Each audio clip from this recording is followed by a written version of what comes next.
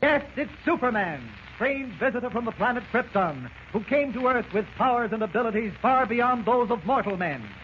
Superman, who can leap tall buildings at a single bound, race a speeding bullet to its target, bend steel in his bare hands, and who, disguised as Clark Kent, mild-mannered reporter for a great metropolitan newspaper, fights a never-ending battle for truth and justice. But before we join Superman, listen. And now to our story. In the hope of finding 9 missing American engineers, Perry White, editor of the Daily Planet, and Lois Lane, star girl reporter, fly down to the Andes Mountains in a new super stratoplane. When the controls on Perry White's plane lock, Kent, as Superman, discovers an authentic Inca ceremonial flute jammed between the plane's elevator cables. This leads him to believe that the supposedly lost race of Inca Indians still exists. So, in an Army pursuit plane piloted by Lieutenant Elliott, Kent starts for the Andes only to discover a stowaway on board, none other than young Jimmy Olsen. Flying at 18,000 feet, the temperature in the plane drops, and Jimmy looks for a jacket in the storage compartment. Accidentally, he pulls the lever opening the emergency hatch. Elliott, the pilot, shouts a warning, but too late. Jimmy plunges through, hurtling toward the jagged peaks below. In a flash, Kent leaps for the opening as Superman. Jimmy's dropping like a plummet. I must catch him before he hits those rocks. Faster, faster. There. Got him. 10 feet from the ground. No, that was too close for comfort. Well, there goes Elliott heading back toward Santiago. He'll report both of us as dead. Maybe it's better that way. I'll have a free hand. Now, I think the best thing to do is head for Tupungato while Jimmy is unconscious. Good thing I studied those maps so carefully. The mountain is due south from here, about 1,000 miles away. Up, up, and away!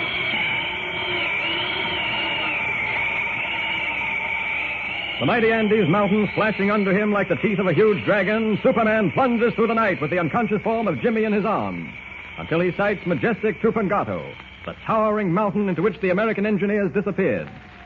Landing on the mountainside, he once again assumes the disguise of Clark Kent, just as Jimmy regains consciousness. Take it easy, Jimmy. You're all right. Where am I? What happened? You're safe on Tupungato. We're in a sheltered cave. What's that howling noise? It's just the wind. We're 2 miles up on the mountainside. How did we get here? I remember falling out of the plane. Gosh, am I still alive? Of course you're alive. Oh, I don't understand. I don't understand at all, Mr. Kent. I fell out of the plane. Pulled a handle and the floor opened up. I know, Jimmy. You were pretty lucky. Lucky? What do you mean?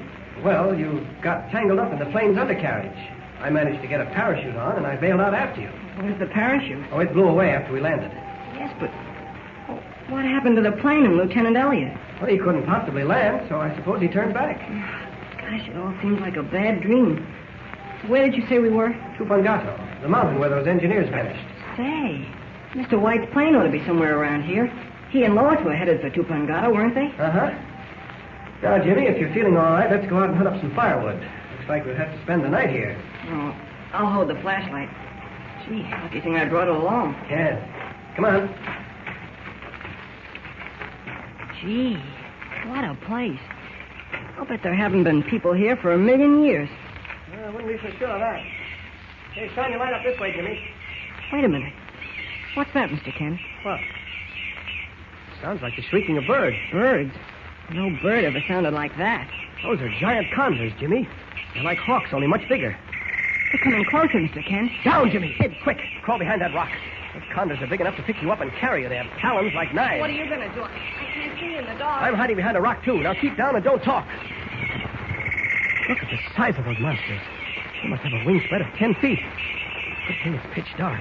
Jimmy can't see me. I'll attack him as Superman. Here goes. There's the one I want, the leader. What a bloodthirsty devil he is. Got him. Now to quiet those ripping talons, I'll wring his neck. There. That does it. Look at the others go. Now, down. Mr. Kent, where are you? Condors are gone. Okay, then, Jimmy. You can turn the light on again. Okay. What's frightened them off, Mr. Kent? Gosh, they were pretty... Jimmy. Turn your light off, quick. All I see. Never mind, do as I say. Okay. You hear that? Men's voices. Who can it be? We'll find out soon enough. They're coming this way. Keep low. They're carrying torches. They'll see us, Mr. Kent. Look. Inca warriors. I was right, Jimmy. Look at them. Look at those golden ornaments. Jimmy, we've solved one of the greatest riddles of history. We've found the vanished nation of the Incas. Yeah. We'll never be alive to tell about it. What'll we do, Mr. Kent? They'll see us in a few seconds. I've got an idea. I'll hold out the wings of this giant condor that fell here and walk forward. You lie low behind that rock. Maybe I can frighten them off. You think it'll work? I don't know, but it's worth trying. Here goes. The wings are open. Plenty of room to hide behind. They see the bird. But they don't see Superman. They'll never know what hit them. Now. Go! Mr. Kent, All right, Jimmy. You can come on out. is it safe? Yes. Golly, Mr. Kent, what happened? We're both out cold. The bird confused them, and I landed 2 quick punches.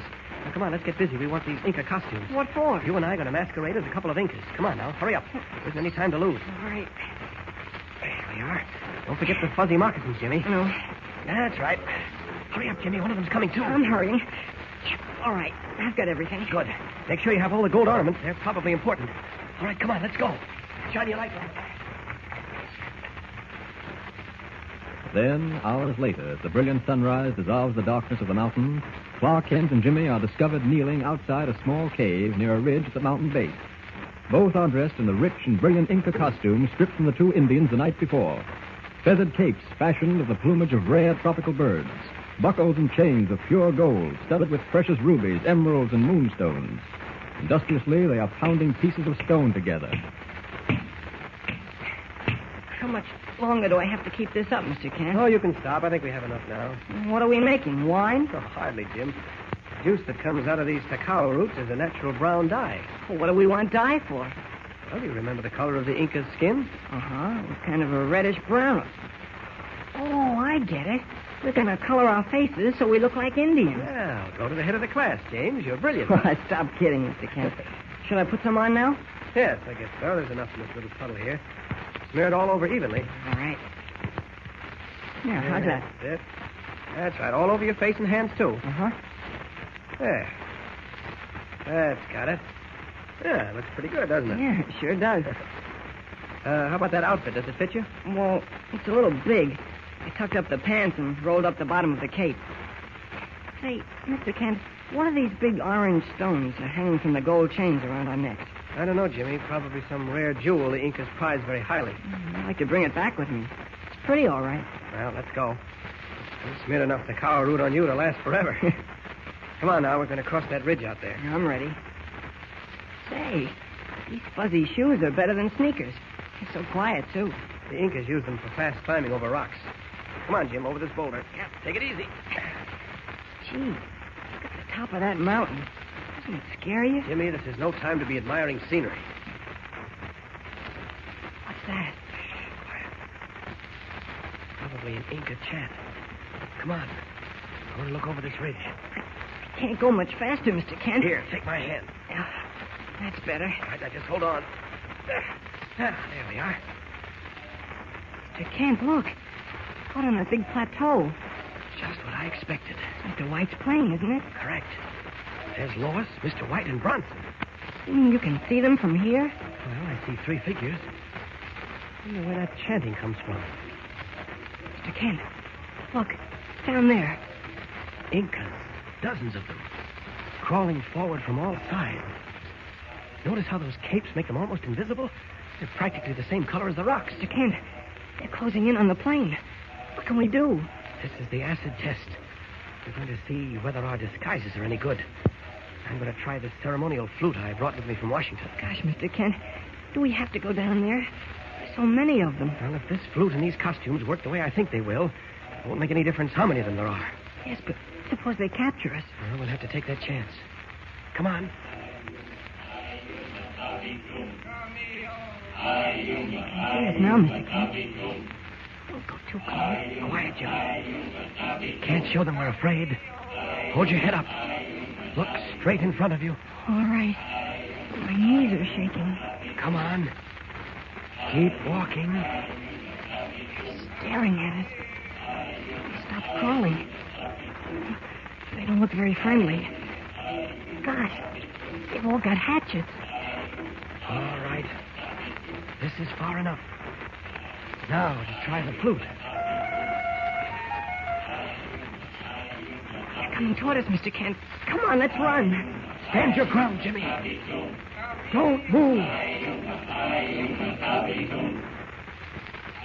Golden hatchets gleaming in the sun, the dark-skinned Inca warriors close in on Kent and Jimmy. Will the disguise work? What effect has the flute had on them? Are they coming to do battle or offer friendship? Don't miss the next thrilling episode. Tune in and listen with Superman. Don't forget, tune in again for the next thrilling episode with Superman. Look, up in the sky. It's a bird. It's a plane. It's Superman.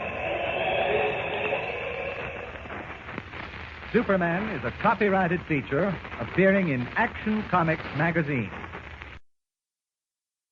Welcome back. Well, there were a couple plot holes in this last couple of episodes. My wife pointed to one right away.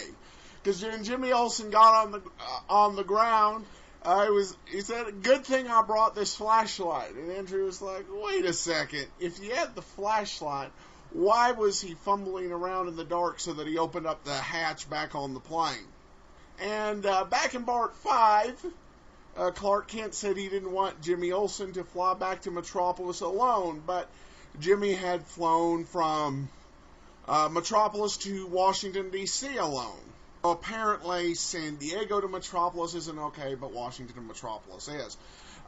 The one thing, though, that they did actually address, and we were kind of not sure of it, is when they were trying to disguise themselves as Incas. Acknowledging that they needed to do a little bit of makeup work, including pounding out some orange rocks. As usual, Clark Kent's explanations for how something Superman did happen. Boy, you were lucky. Somewhat lame. But other than that, this is an interesting plot, and what's going to happen, I don't know exactly. But as the Incas say, Augie Pump Gumpy Poo. All right. Well, we'll be back next week. Got a comment? Email it to me, adam@adamsweb.us. Cast your vote for the show on Podcast Alley, and remember to visit Laser and Sword magazine at laserandsword.com. But from Boise, Idaho, this is your host, Adam Graham, signing off.